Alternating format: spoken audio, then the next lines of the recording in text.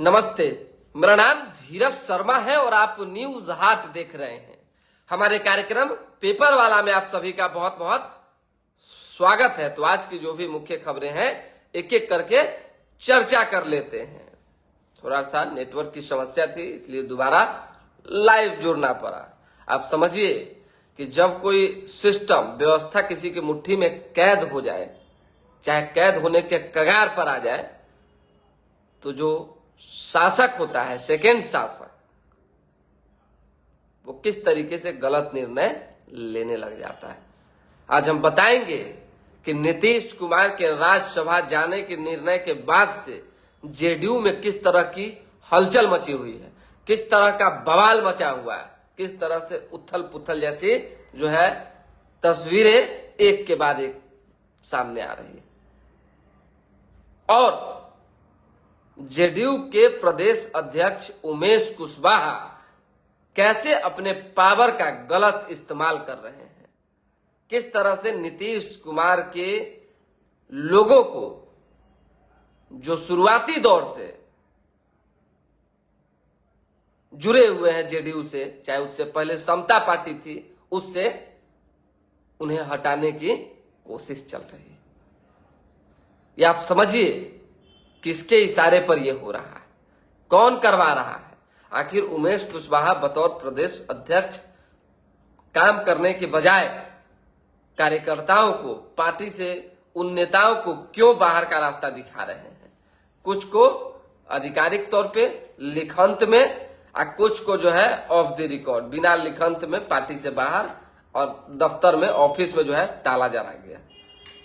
कई ऐसे नाम हैं और ज्यादातर नाम कुर्मी समाज से आते हैं। जिस पार्टी पर, जिस नेता पर एक टैग लगा हुआ है और लंबे समय से मुख्यमंत्री जो है नीतीश कुमार बिहार के हैं, आप समझिए। और इस समाज को अपने आप पर, अपने नेता पर, नीतीश कुमार पर गर्व है कि हमारे नेता जो है इतना साल तक राज किए।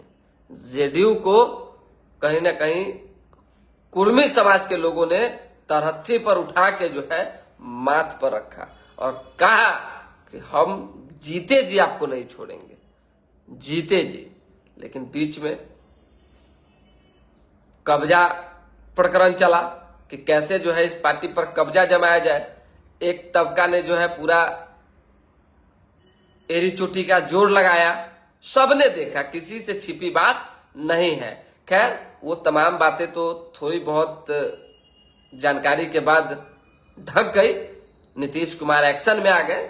लेकिन अभी जो प्रकरण चल रहा है उसमें कुर्मी समाज के लोगों के साथ साथ पुराने लोगों को हटाने की जो है बड़ी प्लानिंग चल रही है। और ये प्लानिंग उमेश सिंह कुशवाहा कर रहे हैं। और उमेश सिंह कुशवाहा अपने मर्जी से नहीं कर रहे हैं, उनसे करवाया जा रहा है। कुछ उनका मर्जी शामिल है और कुछ पैक से जो सपोर्ट दे रहे हैं और जो कह रहे हैं कि सबको निकाल फेंकिए, वो कर रहे हैं। मेरा मानना है कि पावर अगर हाथ में आए तो उसका गलत इस्तेमाल नहीं होना चाहिए। उमेश कुशवाहा को किस स्थिति परिस्थिति में जेडीयू ने, नीतीश कुमार ने प्रदेश अध्यक्ष बनाया था और किसके काट में बनाया था, सब जानते हैं, जग जाहिर है। समझिए बात को। उपेंद्र कुशवाहा उस समय मर्ज कर आरएलएम को आए थे जेडीयू के अंदर। फिर उसके बाद उनकी बात नहीं मानी गई, कई तरह की चर्चा पर चर्चा हुई, बाहर निकले। फिर उमेश कुशवाहा को जो है प्रदेश अध्यक्ष बनाया गया। फिर वार पलटवार शुरू हुआ, दो कुशवाहा को राजनीतिक तौर पे लड़ना पड़ा। जीत अंतोगतवा उपेंद्र कुशवाहा की हुई। और आज भी जब राज्यसभा चुनाव जीते और राज्यसभा गए तो ये साबित हो गया कि बिहार के कुशवाहा किसी के साथ हैं तो उपेंद्र कुशवाहा के साथ है। ये जान लीजिए आप। उमेश कुशवाहा भले ही एक पार्टी में, सरकार के पार्टी में प्रदेश अध्यक्ष हैं, लेकिन उन्हें अपने पावर का गलत इस्तेमाल नहीं करना चाहिए, अन्यथा उनको खुद स्वयं जो है लॉस का सामना करना पड़ेगा। कई लोग हैं जिनके नाम मुझे बताए गए हैं और सोशल मीडिया पर तो चर्चा तैर ही रहा है कि किस तरह से वासुदेव कुशवाहा है, सिर्फ एक कुशवाहा समाज से व्यक्तिगत नाराजगी के कारण उनको जो है पार्टी से निकाल बाहर कर दिया गया। लिखित तौर पे नहीं, लेकिन अंदरूनी तौर पे वो बाहर हो गए। अनिल पटेल हैं, अभय पटेल, आप जानिए अभय पटेल के पूर्वज जो है नीतीश कुमार के साथ रहे हैं और समता पार्टी के जमाने से उनको जो है पार्टी ने, उमेश कुशवाहा ने लेटर जारी करके निकाल दिया। एक एसके सुमन है, युवा है, उसको निकाल दिया गया। उसके बाद देखिए कि जो ताला लगाया गया है जिस दफ्तर में, जिसकी बात कही गई है कि उसी दिन परसों जो है कुछ लोग बैठे हुए थे और प्रदेश अध्यक्ष के आदेश से जेडीयू कार्यालय में जो एक रूम है उसमें ताला मार दिया गया और जो पुराने लोग थे नीतीश कुमार के, जेडीयू के खाटी लोग थे, करीबी लोग थे, उनको बाहर का रास्ता दिखा दिया गया। शायद वो लोग बड़े नाराज हैं और कहीं ना कहीं इसका जो है बैकफायर एक्शन देखने को उमेश कुशवाहा को मिल सकता है। एक ये खबर थी जो हमने बता दिया। दूसरी खबर जान लीजिए। पूरा जग में जो है चौतरफा हल्ला हो गया, सम्राट चौधरी मुख्यमंत्री बनेंगे, सम्राट चौधरी मुख्यमंत्री बनेंगे। नीतीश कुमार ने कंधे पर हाथ रख दिया। नीतीश कुमार के एकदम दहिना बायां जहां देखिए जिस ओर नीतीश उस ओर सम्राट, मतलब कि नीतीश और सम्राट की जोड़ी जबरदस्त बिहार में हिट हो रही है।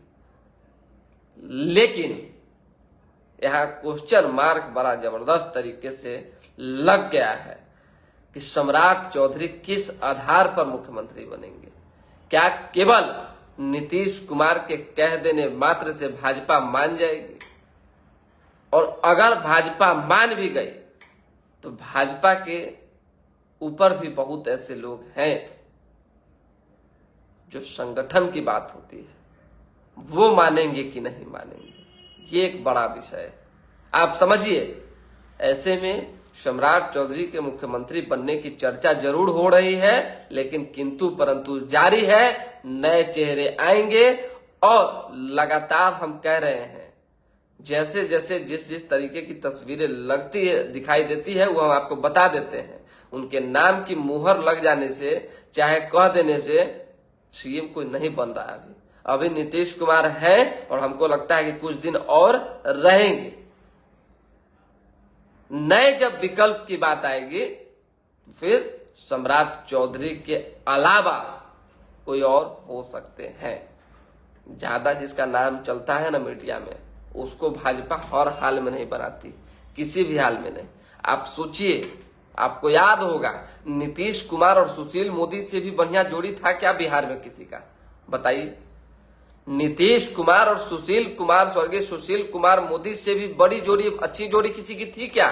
नहीं थी। लेकिन जब भाजपा की सरकार आई,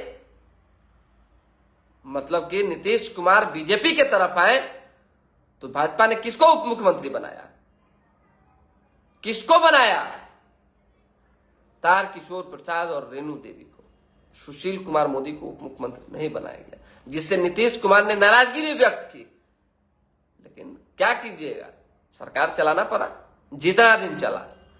तो उसी तरीके से बीजेपी अपने मन मर्जी की पार्टी है, अपने हिसाब किताब से चलती है और उसने दिमाग में फिट कर रखा है।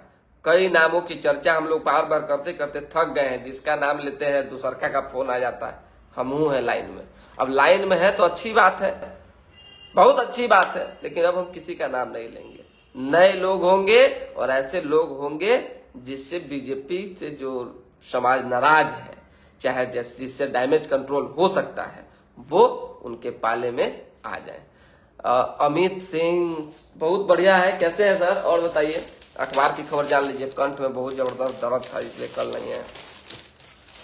हाँ, राजकुमार राय जी मुजफ्फरपुर के गाय घाट की घटना पर कल हमने सबसे पहले सुबह सुबह चलाया था इस खबर को, ये जान लीजिए। और हमारे पास एक व्यक्ति ने फोन करके कहा था कि पुलिस इतना जबरिया काम कर रही है, इतना गुंडागर्दी कर रही है कि मत पूछिए। छापेमारी के दौरान किसी व्यक्ति को मतलब कि मुंह में गोली ठूस के, बंदूक ठूस के गोली मार देगा। आप बताइए ना। हमको एक आदमी फोन किया, कहा कि इस तरीके की घटना हुई है। आज प्रशासन से लोगों की नाराजगी रह रही है तो गलत नहीं रह रही। प्रशासन अगर सही तरीके से पेश आती है जनता से, तो जनता भी सही तरीके से पेश आएगी। और सारे प्रशासन की मैं बात नहीं कर रहा हूं, लेकिन कुछ प्रशासन के लोग ऐसे हैं जो गैर जिम्मेदाराना काम करते हैं, और इस पर जवाब देना ही होगा। और हमने जब पोस्ट किया था उसके बाद से चर्चा का विषय बना, और गाय घाट की जो एमएलए है कोमल सिंह, उन्होंने भी जो है बयान दिया है और कहा कि हमारे क्षेत्र की जनता हमारी है, इनको जिन्हें एक कोई राय है उनको गोली मारी गई है, उनका बदला, उनका जवाब जो है सरकार को देना होगा, यहां तक कि प्रशासन को देना होगा। और उन्होंने आवाज उठाया है, अच्छी बात है, उठाना ही चाहिए। दोषी को सजा देंगे कि बिना दोषियों को आप गोली मार देंगे? इस पुलिस को इस पर जो है देखना होगा। दिल्ली की एक 4 मंजिला बिल्डिंग में जो है दुखद घटना घटी, आप भी जानते हैं, खूब चल रहा है सोशल मीडिया पर। इंदौर में भी 8 लोगों की जान चली गई आग लगने से। आप समझिए कि पालम में 9 लोग जिंदा जल गए। ईवी चार्जिंग से आग लगी, उसके साथ पूरा का पूरा बिल्डिंग देखते ही देखते आग की चपेट में आ गया। पालम में 4 मंजिला बिल्डिंग में लगी भीषण आग, 9 लोगों की मौत, 3 गंभीर रूप से घायल। मौत से पहले मदद के लिए चीखता रहा परिवार। 100 से ज्यादा स्टाफ, फिर भी आग बुझाने में लग गए 7 घंटे। संयोग ने बचाई जान, पर नियति ने दिया उम्र भर का गहरा जख्म। बच्ची को बचाने के लिए पिता ने की हर संभव कोशिश। समझिए कि पिता कहीं और थे, उन्होंने फोन करके कहा कि बिल्डिंग में आग लग गई है, दौड़े भागे आप लोग पहुंचिए। लेकिन जब तक लोग पहुंचते सब खाक हो चुका था। बिल्डिंग में लगे मीटर कनेक्शन और मंजूर लोड की होगी जांच। अब जो है भाजपा ने कहा है कि दिल्ली में फायर सिस्टम को करेंगे अपग्रेड बीजेपी। देखिए, ज्यादातर दिल्ली की खबर इसलिए है क्योंकि अभी हम दिल्ली में हैं, आप भी जानते हैं। सिर्फ 10 दिन में शुरू होगा नोएडा एयरपोर्ट। उसके साथ साथ ईद पर उत्तम नगर में न बिगड़े माहौल, हाई कोर्ट से तुरंत दखल की अपील की गई है। कूड़े के पहाड़ों को खत्म करने के लिए नई एजेंसी का नहीं होगा टेंडर। मुंह से तो बोली नहीं निकल रहा है, कंठ इतना दर्द कर रहा है, लेकिन क्या करें, मजबूरी में है। जन भागीदारी किसी भी विकास के लिए जरूरी है। ईस्ट दिल्ली में कुछ राहत, दोपहर तक मिले सिलेंडर को लेकर तो मारामारी अलगे है, हम क्या कहें। जिस होटल में हम मौजूद हैं, ऐसा नखरा हम नहीं देखे आज तक जीवन में किसी होटल वाला का। 15 रुपया का रोटी 20 रुपया में, 20 रुपया का रोटी 30 रुपया में। आप सोचिए, अभी हम 30 रुपया का रोटी खा रहे हैं। एक रोटी, 4 को रोटी खाएंगे तो आप सोच लीजिए ये स्थिति। मतलब मेनू में कुछ है, होटल वाले कह रहे हैं कि बोलो 50 रुपया बढ़ा के लगेगा, 100 रुपया बढ़ा के लगेगा, कि सिलेंडर का मारामारी चल रहा है। इसलिए इतना जबरदस्त ब्लैकमेलिंग चल रहा है कि मत पूछिए। चलिए, तो विशेष कुछ है नहीं, तो दोबारा भी जुड़ेंगे। फिलहाल अभी के लिए दे हमें इजाजत, हमारे साथ बने रहें, देखते रहें न्यूज हाट। थोड़ा ये जवाब दे दिया, ये अब बोलने की स्थिति में नहीं है। बहुत बहुत धन्यवाद।